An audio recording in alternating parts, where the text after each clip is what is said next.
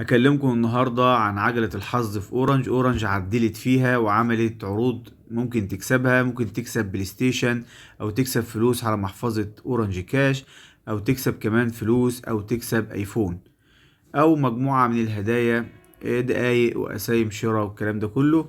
تعال كده نجرب نلف عجلة الحظ لينا 3 مرات في اليوم. كمان بدخل على عجلة الحظ من خلال انزل برنامج ماي اورنج. هسيب لكم الرابط اسفل الفيديو واسجل فيه بالحساب، او ان انا ادخل على طول افتح الداتا من خط اورنج وادخل على طول هلاقي عجلة الحظ. تعال كده نجرب اول محاولة ونشوف هنكسب ولا مش هنكسب.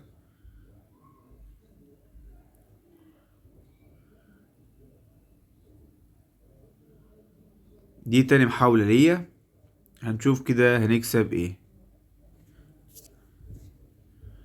قال لي عرض الشحن ان انا هاخد 50 ضعف الشحنة لما اشحن ب20 جنيه.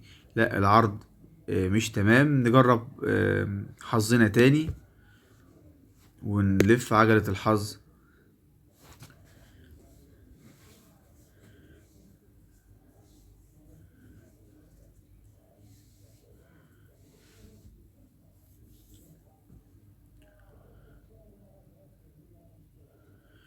كسبنا دقايق وميجا بايت، بيقول لي 100 ميجا كمان على الفيسبوك لمدة يوم ببلاش.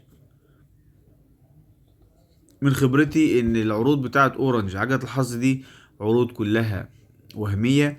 مفيش اي عروض ومفيش حد بيكسب بلاي ستيشن او فلوس او ايفون. فانتم جربوا، لو حد كسب هدايا كويسة يكتب لي في التعليقات. بس انا حبيت اجرب معاكم ايه العرض بتاع اورنج عجلة الحظ، لانهم هم عمالين يبعتوا خش عجلة الحظ ممكن تكسب فلوس، ممكن تكسب ايفون، ممكن تكسب، ولكن مفيش اي حاجة خالص. هتكسب ميجا بايت وكمان هتبقى على الفيسبوك سوشيال، وكمان ممكن تكسب عروض يقولك ضعف الباقة او خصم على الباقة.